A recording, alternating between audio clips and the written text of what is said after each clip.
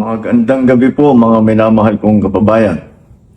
Ako'y nais magbigay ng isang statement tungkol sa mga pangyayari sa Senado ngayong gabing ito.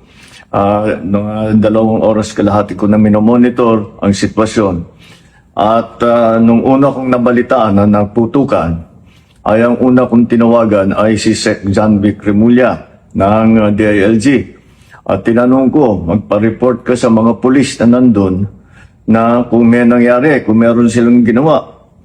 At tapos ang sunod na tawag ko naman ay sa NBI. At tinanong ko sa mga NBI at kay Director Matibay, kayo ba ay pumasok sa Senado? Sabi niya, wala kang instruction. Ang sabi sa akin, wala kang instruction, sir. Kaya ba't namin gagawin yun? Kaya masasabi ko sa ating mga kababayan, yung nakikita po ninyo na naka-uniforme sa loob, sa mga sa news, ang mga naka-uniforme doon, 2 klase. Yung PNP, police, na naka-duty sa Senado. Naandun sila para bantayan ng Senado, para mag-crowd control, para mag-secure ang Senado. Yung isa pang may hawak na naka-uniforme ay yung Marines, may Marine Detachment na nandun talaga sa Senado, tiga dun sila.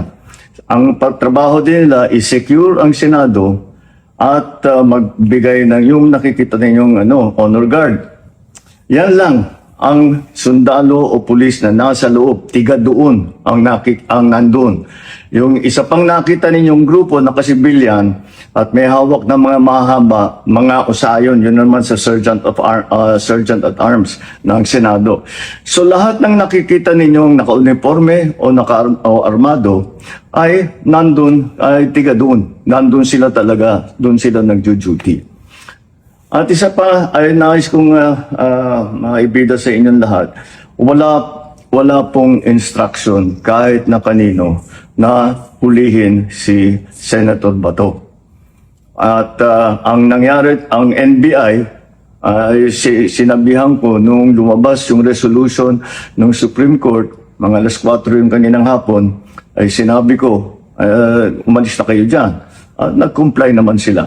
Kaya nung kausap ko si Director Matibag, sabi niya walang NBI doon, nandito lahat kami sa opisina. At ayun po, ay dahil kong mapaalam na sa lahat ng ating mga kababayan, itong pangyayari na ito, ay tayo maging kalma lang po.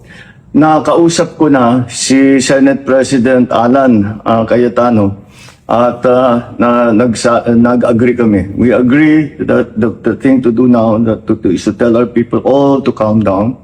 And we will get to the bottom of this. Alamin natin kung sino ang gumawa nitong gulo na ito.